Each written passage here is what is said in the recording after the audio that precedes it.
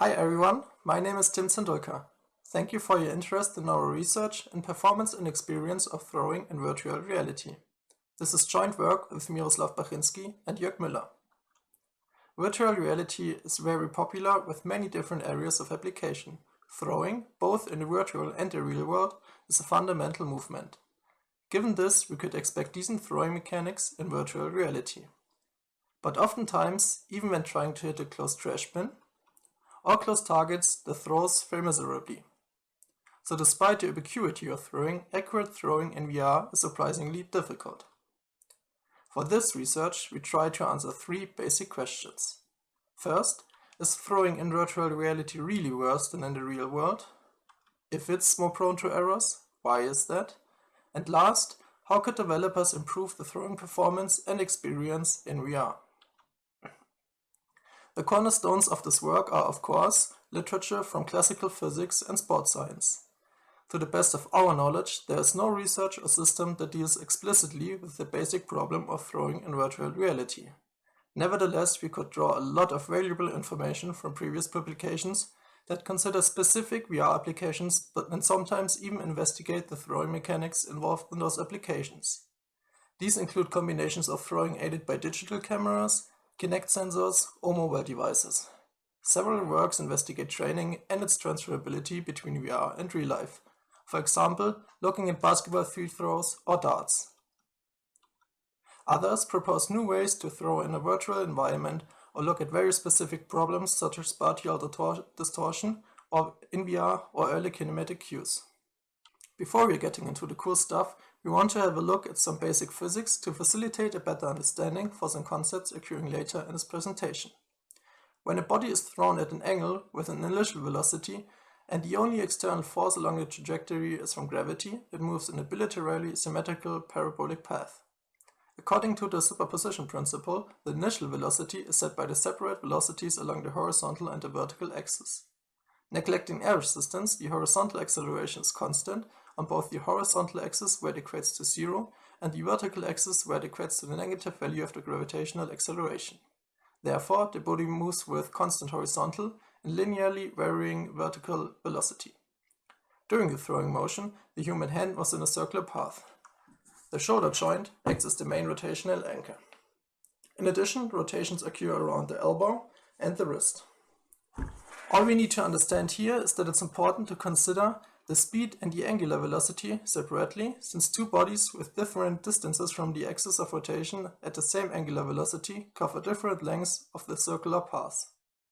As a result, the linear velocities are also different.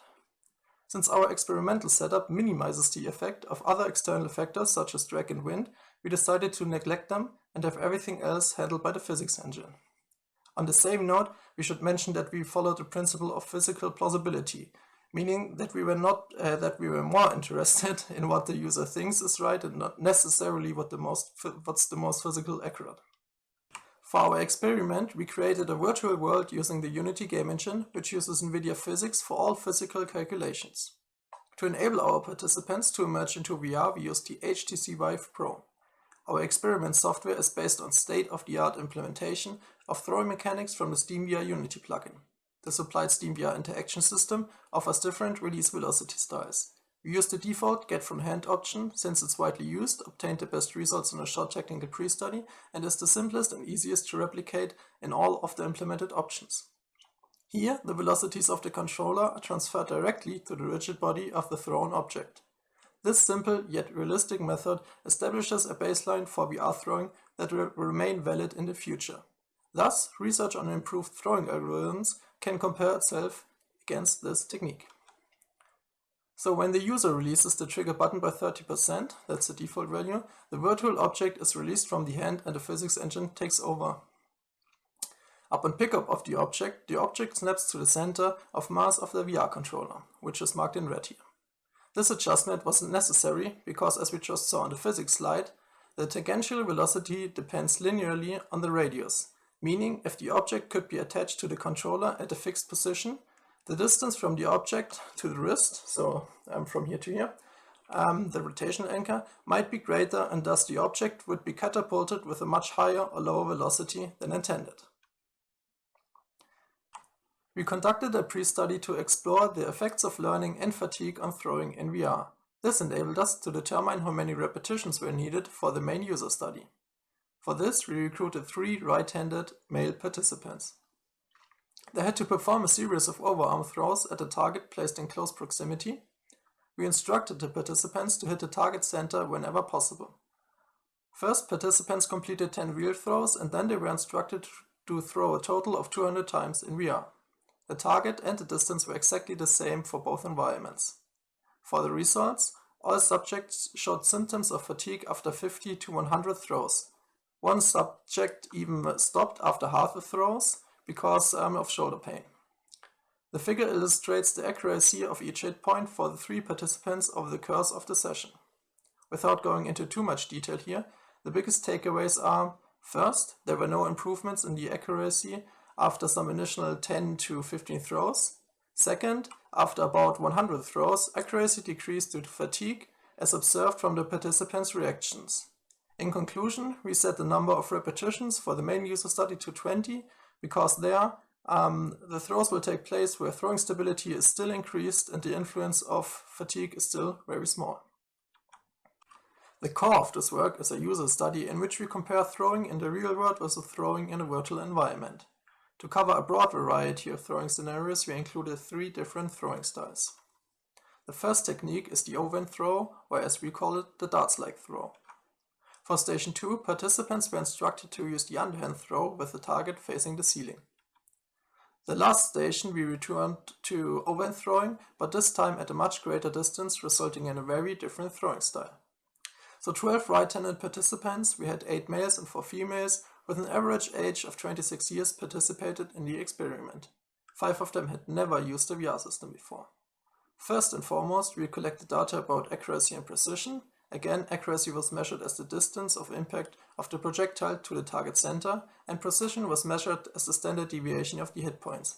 Or to make it easier to understand, accuracy indicates how close the impacts are to the target center, and precision shows how close the impacts are to each other. We examined kinematic patterns of the hand and the ball using motion capture and logging in VR. Effort was assessed using the raw NASA TLX questionnaire after each condition. Additional qualitative data was collected by questionnaires and spoken feedback in the end. For the real part of the experiment, 12 OptiTrack cameras detected the movement of reflectors attached to the participant's hand and the thrown object with 240 frames per second.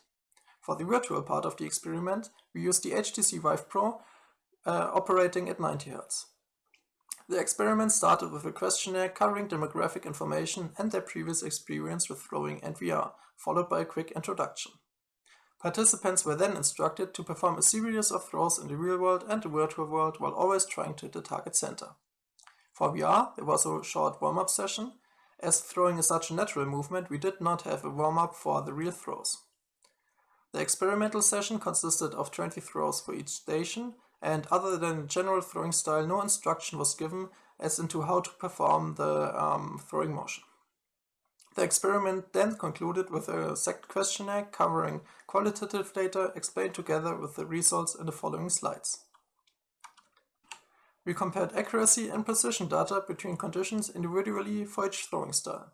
For analysis of accuracy, we have computed offsets between each hit point and the center of the corresponding target, and then averaged them for each participant. For analysis of precision, we computed the standard deviation of the hit points, capturing the spread on the surface where higher standard deviation indicates lower precision. Throws in the real world were more accurate and precise than in the virtual world, regardless of the throwing style.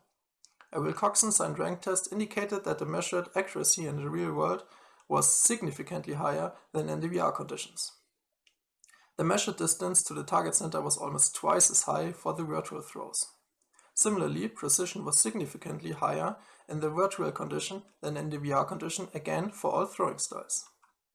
The scatter plots of the hit point distribution with associated 2D kernel density estimator highlight that while the scattering of the hit points is generally higher in all VR throwing styles, the hit points are also much more scattered along the vertical axis. This indicates that it was more difficult for participants to time the release of the object and adjust throwing power. We assessed the task load with the raw NASA TLX. Although we found no statistical significance, we observed a trend that the workload was perceived to be higher in VR than for the real setting. We collected the position and rotation of the ball and the hand during the throwing motion. The saved data points could be viewed directly into virtual environment to allow for immediate qualitative analysis as seen in the video here. In accordance with other literature, we observed different throwing patterns when comparing reality with VR. We noted several interesting differences, but the biggest takeaway is here that the throwing motions are indeed not identical. This is valuable information because we now know that we should try to reduce the differences to improve transferability between the two worlds. Here we summed up the most important qualitative information we collected during the experiment with questionnaires, observations, and spoken feedback. Participants assessed the distance to the target in the real and the virtual world similar on average.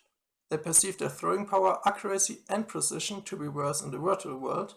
The controller and especially the trigger button to release the virtual object were perceived to have the biggest negative influence on the outcome of the throw.